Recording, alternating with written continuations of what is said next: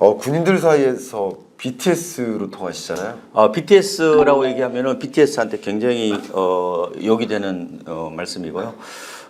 아이돌도 아니고 그냥 조금 인기가 있는 것은 맞습니다. 아, 그래요? 어떻게 이렇게 인기 있으세요? 제가 10번 정도 했으니까요. 네. 그게 소문 나가지고 네. 이 부대에서 오라고 그러고 저 부대에서 오라고. 네. 근데 다 재능 기부예요. 아, 그러시군요. 네. 훌륭한 그러니까, 일도 해주시네요. 우리 이제 은행하고 또 연계되어 있는데 아. 지점에서 이제 오라고 그런 얘기를 많이 해서 최근에 또 갔다 왔어요. 네. 근데 이제 그분들한테 얘기하는 게 딱 세 가지예요. 네. 세 가지. 네. 첫 번째, 부대 앞에 땅 사지 마라. 부대 앞에 하지 마라. 네. 그거 안 팔린다. 네. 그리고 투기 오해받을 수도 있다. 투기 후에. 두 번째로 업무 중에 코인이나 주식하지 마라. 그 상사가 모를 것 같느냐? 다 안다. 다 알아요. 알죠. 폭 나오는 날 딱 눈동자부터 딱 쳐다보면 예, 검은 이 눈동자보다 흰 눈동자가 많습니다. 그렇군요. 오늘 제가 수석님 표정을 뵈니까 네. 최근에 투자 성공을 많이 하셨나 보네요. 저 별 못했어요. 까만 눈동자가 많이 보여요. 그러세요. 네.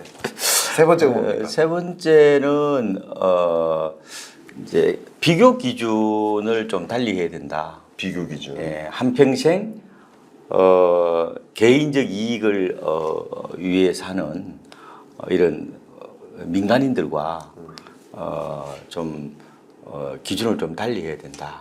그러니까 국가 어떻게 보면 안이라는 이 공공선이잖아요. 네.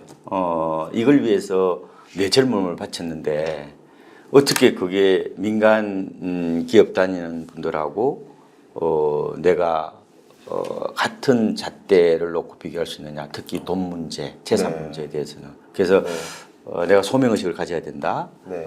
직업의식. 그리고 스스로 자존감을 높여야 된다. 그래서 이 지금은 굉장히 상대적 박탈감 시대이기 때문에 네. 뭐 지금은 뭐 빌 게이츠 아니면 인생에 다 루즈잖아요. 예, 그래서 무엇보다도 자기 스스로 좀 이렇게 이 상대적인 박탈감의 늪에 빠지지 않도록 스스로에 대한 어떤 붐업 그리고 뭐 이런 자기자비 이런 게 굉장히 중요하다고 말씀을 드리죠. 그게 좀 먹힌 것 같아요. 세 번째 얘기를 하면은 약간 눈시울이 조금 그렇죠. 붉어지는 분도 있죠.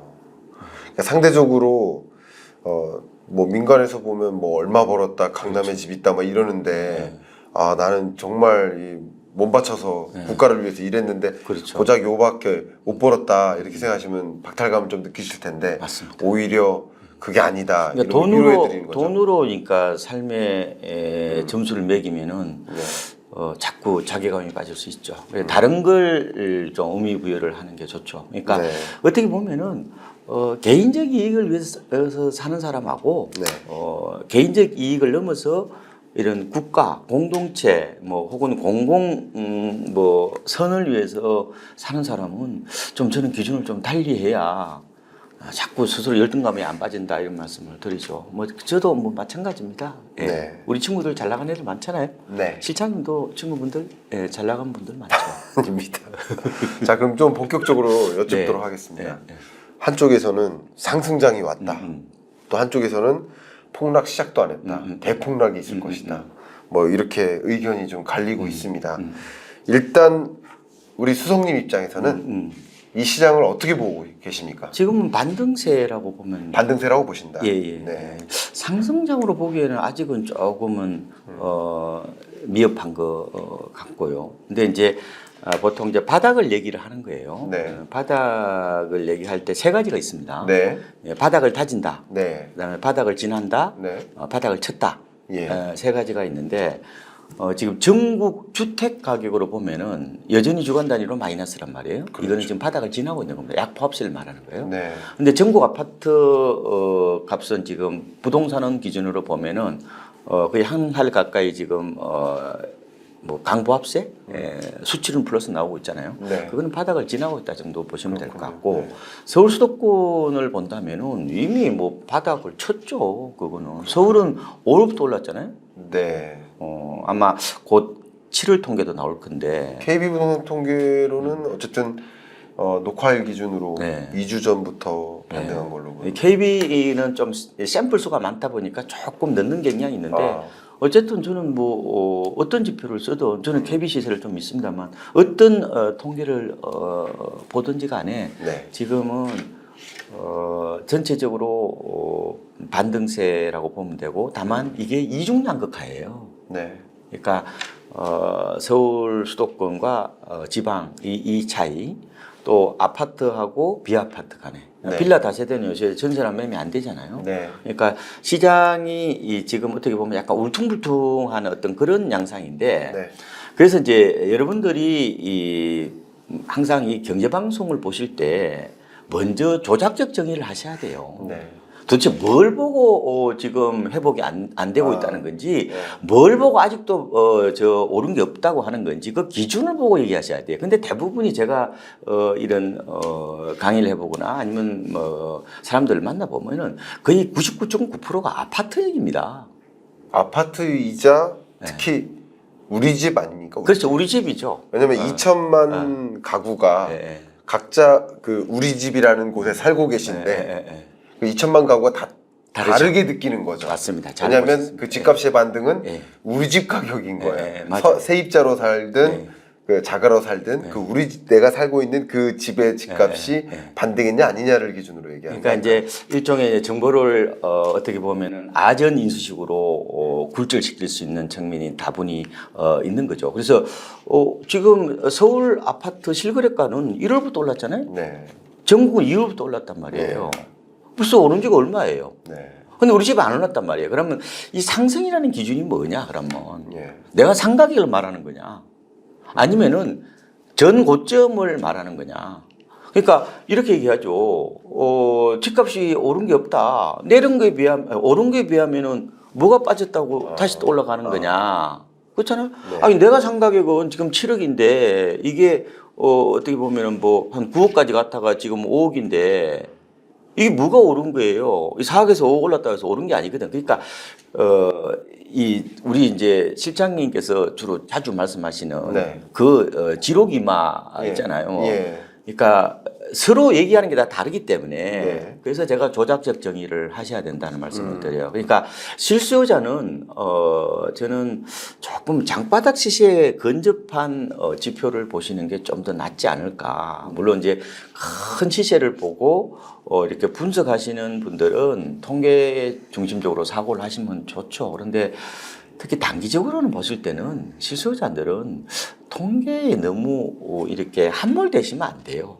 네. 왜냐하면은 이미 서울 아파트는 보면은 1월부터 올라와가지고 지금요 약간 계륵이거든요. 다 올랐잖아요. 바닥에서 지금 10% 20% 다 올랐는데 싼 거 다 팔렸는데 지금 와서 무슨 바닥이라네. 그러면 다시 빠진다고요? 그건 가봐야 하는 거죠. 어떻게 그거를. 세상에 가장 저는 어리석은 일이 미래 전망을 놓고 싸우는 거예요. 사실상 그건 잘 안 맞습니다. 보세요. 지금 여러 지표를 보더라도 부동산에 호재가 없어요. 지금 토량도 뭐 풀리는 게 미미하고 여전히 고금리고 뭐 그다음에 경제 성장률이 1%잖아요. 그다음에 뭐 이 주택 구매층도 옛날처럼 튼실하지 않고 뭐 PIR이나 뭐 여러 가지 뭐 그런 주택 구입 부담 지수 보더라도 여전히 지금 약간 비싸죠, 그죠? 네. 이런 상황에서 이 통계만 갖다 붙이면요. 집값이 지금 오를 이유가 없어요. 이건 데드캡 하우스예요. 근데 문제는 지금 서울 아파트가 실거래가를 보면은 지금 5월 통계까지 나왔잖아요. 곧 아마 8월 16일 날 6월 통계, 상반기 통계까지 나올 겁니다. 그러면 상반기에 적어도 못 올라도 한 8% 내지 9% 올라갈 가능성이 있거든요. 왜냐면은 서울이 5월까지 7.7% 실거래가가 올랐으니까요. 네. 근데 제가 잠정지수까지 해보니까 9% 정도 올랐더라고요. 근데 무슨 9% 올랐는데 무슨 데드캡 바운스예요. 데드캡 바운스는 한두 주 정도 오르고 마는 거죠. 그렇죠. 그런데 이런 거예요. 저는 이런 말씀 드리는데 어떤 기준으로 보고 얘기할 거냐는 거예요. 네. 그래서 저는 실거래가 중심으로 보라고 그랬잖아요. 네. 실거래가는 저는 상반기보다 하반기에 약간 소강 가능성이 있다고 봅니다. 네. 왜 그러느냐? 상반기 때 가격이 많이 싼 게 팔렸잖아요. 예. 그다음에 금리도 약간 대출금리 조금 오르고 있죠. 네. 그리고 역전세난도 있죠.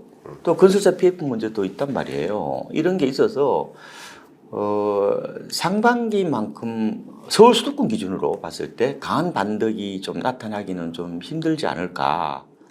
그렇지만 지금 7월 통계 보니까 여전히 3천건 넘을 것 같아요. 네. 그렇게 확 죽지는 않는데 제가 여러 지표를 가지고 분석을 하지 않습니까? 근데 지금 역전세나는 이미 어떻게 제 생각에는 한불 갔어요. 이거는 역전세나는 내년 올 하반기부터 내년 상반기까지 불가피하지만 4분기가 피크지만 이거 집값에 그렇게 영향을 못 줍니다. 왜? 작년에 대폭락이 왔기 때문에 그랬고요. 근데 저는 뭘 가장 걱정하냐면은 공급 불안 인플레이션 이게 만만치 않습니다. 이게 내년에 시장에 이게 영향을 줄 수가 있단 말이에요. 지금 이슈가 착공도 안 하고 지금 준공도 못 하고 약간 건설사들이 지금 그렇게 상태잖아요. 네. 그러면은 이게 언론에 자꾸 나오잖아요. 네. 이런 얘기들이. 그러면은 이게 공급 불안 얘기가 내년 주택 시장의 큰 화두일 겁니다. 네. 근데요, 우리가 문재인 정부 때도 그랬다시피 공급 불안이 그렇게 크지 않았어요. 문제는 뭐였냐면은 언론이요, 이 공급 불안이라는 어젠더를 끊임없이 도배를 했단 말이에요. 네. 그러면 거기 시장에 참여하고 있는 사람들도 공급 부족보다 공급이 부족할 것이라는 불안 심리가요, 이게 팽배해지면요, 이게 비이성적 행동이 나타나는 겁니다. 지금 분양가도 보세요. 분양가도 요번에 보니까 구의역 같은 데 있는데 얼마예요? 지금 15억씩 하죠. 34평짜리가. 5년 전에 강남 아파트 분양가잖아요. 그러면은 지금은 기존 아파트 사는 게 더 유리할 수가 있어요. 그동안에 분양이 답이었는데 이게 최근에 보니까 서울 아파트 분양가가 1년 사이에 15% 오르고 전국으로 보니까 3년 동안 한 29% 정도 올랐더라고요. 그러니까 이 부분, 이 공급 불안이라는 이 심리적인 측면입니다. 이 부분까지 염두에 두고 앞으로 시장을 전망해야 된다는 말씀을 드려요. 그러니까 시장을 한두 개 팩트로 가지고 너무 단순 도식에 빠지면 위험하다. 저는 이런 말씀을 좀 드리고 싶은 거예요. 네, 저도 공감 가는 부분들이 네. 사실 있어요. 그러니까 어떤 시장에 대해서 쭉 말씀을 드리고 나면 역전세 나온다는데 어떻게 상승해? 예를 들면 뭐 어떤 한 가지 네. 경기 침체가 지속된다고 그러는데 어떻게 상승해? 예를 맞습니다. 들면 네, 네. 아니 아직도 고금리인데 어떻게 상승해? 네, 맞습니다. 예를 들어서 이런 식으로 어떤 한 가지 근거만 가지고 그 시장 가격을 전망하기보다는 그 가격에 영향을 미치는 변수는 수십 가지니까 맞습니다. 하락 요인이 10가지 있다 하더라도 상승 요인이 20가지면 반드시 반등하는 거거든요. 맞습니다. 그러니까 상승 요인과 하방 요인을 고루 보시면서 그래도 상승 압력일까 하방 압력일까를 좀 판단하시는 게 좀 도움이 되지 않을까 이런 생각이 들었어요. 그래서 김 실장님 그 유튜브 방송을 좀 많이 들어요. 굉장히 합리적이고 균형추를 갖고 있는 분이라고 그러는데 저는 이 세상에 가장 무서운 게 단순 도식의 함정이라고 봅니다. 네. 부동산은 1차원 방정식이 아닙니다. 네. 부동산 시장은 약간 고차원 방정식이고요. 네.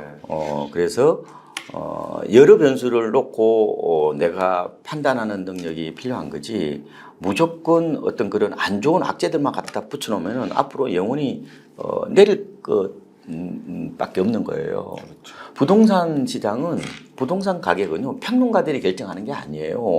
댓글이 결정하는 게 아니라 유효 수요들이 결정하거든요. 특히 구매력을 갖고 있는 유효 수요가 결정하기 때문에 이 시장은 결국 돈 있는 사람들이 사고 파는 공간이기 때문에 그 시장에 진입하지 못하는 분들 얘기는 그거는 너무 귀담아 들을 필요는 없다고 말씀을 드려요. 그러니까 그거는 담론으로서 부동산을 보시는 거죠. 그렇게 하시면은 법원이 아마 신호가 들리는 게 아니라 아마 소음 때문에 올바른 판단이 좀 하기 어려우시지 않을까 이렇게 보고 있습니다. 그렇군요. 네. 말씀 감사하고요. 그러면 제가 오늘 본격적으로 질문 좀 드리고 싶은 게 어쨌든 이제 상승이냐 하락이냐 뭐 이것을 이제 판단하는 이제 시장에 대해서 우리가 옳게 판단할 때 또 빠지면 안 되는 것이 심리 아니겠습니까? 그렇습니다. 그런 관점에서 시장 참여자들이 이 심리에서 심리를 또 읽어야 이제 매수세가 반등하는 모습을 확인한다거나 이런 것들을 확인하는 데 좀 도움이 될 텐데. 맞습니다. 그래서 이번에 부동산 심리 수업이라는 책을 내셨잖아요. 네, 그렇습니다. 그런 관점에서 이 부동산 심리가 기본적으로 어떻게 작용하는 것인지 근본적인 얘기를 좀 딱 여쭙도록 하겠습니다. 심리가 과거에보다 훨씬 더 중요해졌죠. 그냥 네. 부동산이 뭐 다 심리다 이거는 다 거짓말이고요. 네. 그러니까 심리적 요소가 네. 매우 중요해졌다. 이제 주로 주택 시장이 수요 시장이라면은 네. 그렇게 심리적 요소가 가미될 필요가 없죠. 그러니까 주식처럼 이렇게 투자 상품화되니까 심리가 매우 중요한 이제 변수가 된 거죠. 인간의 어떤 그런 탐욕이라든지 공포나 이런 것들이 이제 가격에 자주 이게 어떻게 보면 투영되는 어떤 그런 특징들이 있는데요. 그러니까 이 집이 단순하게 사는 곳이라면은 네. 심리가 중요하지 않지만 특히 이제 아파트는 거의 중금융 상품이잖아요. 그러니까 훨씬 더 특히 단기적인 변수는 심리가 파랄이다고 할 정도로 중요한 영향을 미치고 있다 이렇게 보시면 되고, 물론 장기적으로는 수요 공급이 결정되는 거죠, 그죠? 펀더멘털에서 결정되는 건 맞는데, 근데 최근에 제가 한 논문을 보니까요. 네. 그 여러 가지 이제 변수들이 있지 않습니까? 이제 주로 주택 가격을 네. 결정하는 여러 가지 이제 변수들이 있는데. 예. 그 전현진 그 경남대학교 교수님이 쓴 논문을 하나 보니까요. 예. 이제 이 집값에 어느 정도 영향을 미치는지를 이제 보는 겁니다. 가령 이제 M2라고 해서 광의통화 있죠, 그죠? 그다음에 실질 가계 대출이 있고, 그다음에 과거 주택 가격, 그다음에 미래의 주택 가격에 대한 기대치죠. 이게 이제 각각 1% 증가 혹은 상승했을 때 집값이 어느 정도 이렇게 올라가는가를 봤더만 가장 생계 미래 주택 가격에 대한 기대입니다. 네. 그 다음에 이제 뭐 과거 가격이고, 뭐 그다음에 실질 주택 가격, 그다음에 뭐 M2라고 보는데, 네. 그래서 이게 이제 한두 사람이 미래를 이렇게 내다보면 시장에 영향 못 미치잖아요. 네. 근데 이게 집단화되면은 이게 이제 자기 실현적 기대라고 보통 심리학에서 얘기를 하는데, 이게 집단적 자기 실현적 기대가 되면은 굉장히 시장에 막강한 어떤 그런 영향을 줄 수가 있다. 그래서 특히나 저는 장기적인 측면에서는 조금은 근본적인 어떤 뭐 시장 기본 가치라든지 뭐 공급량 이런 쪽으로 좀 보시고, 단기적으로는요 좀 심리적으로 조금 더 관심을 가져보는 게 중요하지 않을까 이런 네. 생각을 해보고 있습니다. 네, 너무 좋은 말씀 주셨고요. 네. 저도 가격이라는 거, 부동산 매매 가격도 역시 가격이기 때문에 가격에 영향을 미치는 변수를 덩어리로 이제 구분하면 크게 네 가지 덩어리로 네, 저는 맞습니다. 갖고 있습니다. 예. 그중에 이제 한 가지가 거시경제, 이제 금리라든가 M2와 같은 맞습니다. 말씀하신 통화량. 부분. 거시경제도 분명히 매매 가격 영향을 미치죠. 미치죠. 근데 거시경제만으로 매매 가격 결정짓지는 않죠. 맞습니다. 그러니까 여러 가지를 다 봐야 되는데, 나머지 변수가 이제 수요 측면, 공급 측면, 그리고 마지막으로 제도적인 측면, 맞습니다. 정책이 어떻게 움직여지나. 근데 이 네 가지인데, 특히 이 네 가지 중에서 수요 부분을 봐야 된다는 거죠. 근데 수요 부분을 볼 때 앞으로 수요가 더 늘어나나 줄어드나라는 것을 볼 때 여러 가지 또 수요를 결정짓는 변수들이 있어요. 그 중에 저는 한 가지가 구매 의사예요. 네, 맞습니다. 구매 의사가 결과적으로 앞으로 나 구매할래, 아니면 구매할 여력이 있어도요, 구매할 의사가 없으면 이 두 가지가 곱하기 관계니까 맞습니다. 여력이 있다 하더라도 난 충분히 살 수 있는 능력이 있어요.